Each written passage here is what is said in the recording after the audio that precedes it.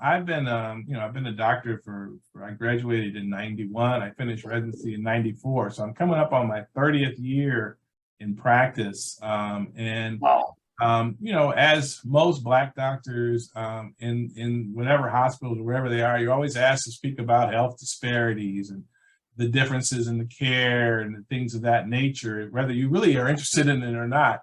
And I was Yeah. appointed probably 20 years ago to Ohio Commission on Minority Health, the Ohio Commission on Minority Health, and I knew nothing about health disparities. I knew nothing about them. Right, I had gone through medical school, pre-med, residency, and never had anyone talked about health disparities. If you can imagine that, I knew nothing about it. So when I was appointed, and so now I've been appointed to a 12-man commission about health disparities, and I'm one of the 12 that knows nothing about it, right? And so I started reading before the first meeting, and as it were, I have great attendance for stuff, right? So within a year, I was the vice chairman of the Ohio Commission on Minority Health.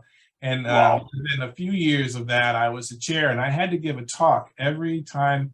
I would give an educational session at the beginning of each of these commission meetings we'd have in Columbus, the state of the capital of Ohio.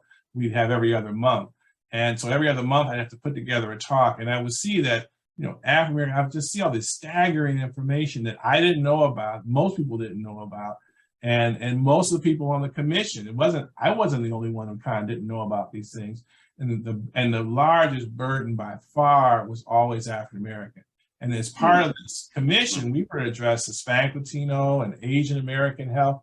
And so I had to always make a point of trying to wedge in some Hispanic, Latino health problems or some Asian American health problems, but it was always just so much African American death and dying and disease.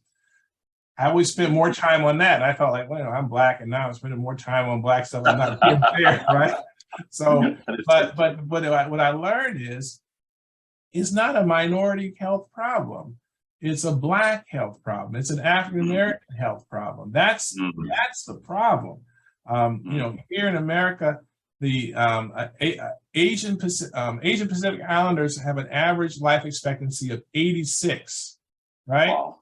African Americans have a life expectancy of 74. This is men and women combined, right? American males, we're 72, right? So so that 12-year difference between the life expectancy of an African American and an Asian American, white Americans average is 78, right? So they don't live as long as Hispanic Latinos or Asian Americans, who have the longest life expectancy. So our health problems are not minority health problems. Our health problems are African American health problems, and also Native American health problems. But in Ohio, there are not a lot of Native Americans, so it wasn't a population that I was actually seeing. So once I realized that the problem wasn't minority health, wasn't urban health, wasn't diversity health, it was African American health, and I wanted to say, we've got to put a name to it. So I even though the commission was looking at that, I said, when I'm done with my term here, I'm going to focus and zoom in on the real problem with health disparities, which is African American health. And so I just started reading about, whenever I'm in my spare time, I'm reading about African American health. I'm writing about African American health. I'm speaking about African American health. I'm putting African American name in the title, right? When I wrote the book, Patient-Centered Clinical Care for African Americans, the book got rejected 8 times, and they kept saying, write about Hispanic Latinos, write about Asian Americans. I don't know anything about them. I don't have any patients. I might have 5 Asian American patients, in my practice. Even fewer Hispanic Latinos, but they want it to be a minority problem. And so if you address it as a minority problem, the issues that Hispanic and Latino Americans face, usually language barrier issues. It's not, and it may be some poverty issues. African Americans we have more trust issues.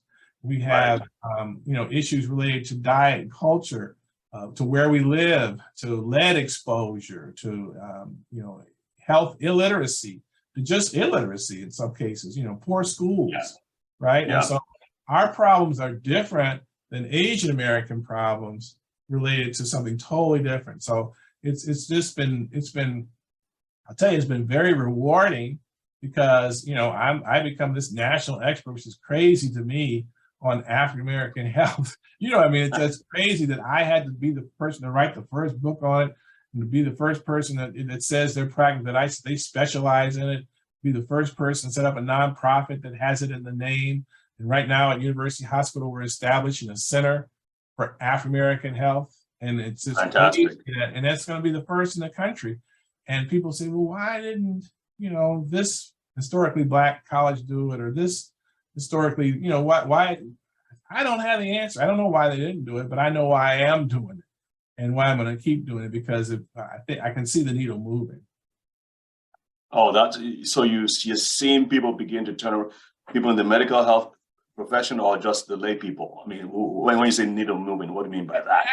Everybody gets it, right? So, Okay. you know, so my book has already been picked up for the second edition, right? So all the begging I had to do for the first, you know, people are buying Now it. they're begging you. Now they're saying we got a second edition. I don't even know when I'm at the time to write, but now I don't have to get all those rejections in order to do that.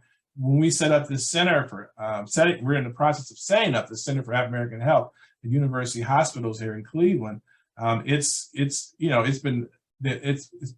been shocking to me how well the community has embraced it. People of all races are nodding their head.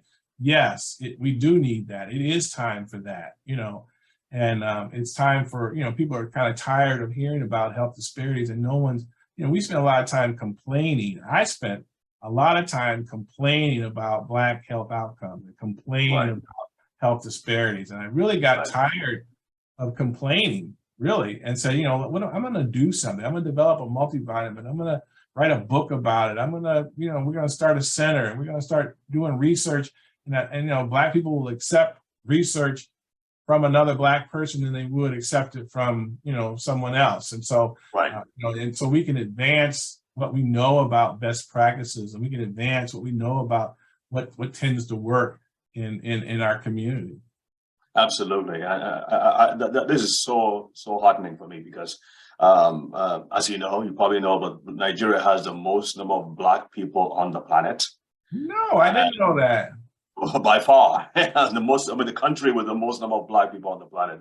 So anything that's you're finding out here, we need to translate to Nigeria, and that's why I'm so glad we can have this talk. Yeah. Hi, I'm Dr. David Ajibade. Thank you so much for watching this video. If you would like to see more videos, please click on the subscribe button below. And if you want to be notified of when we upload other videos, please click on the bell button so that you can be notified. God bless. Take care. Bye.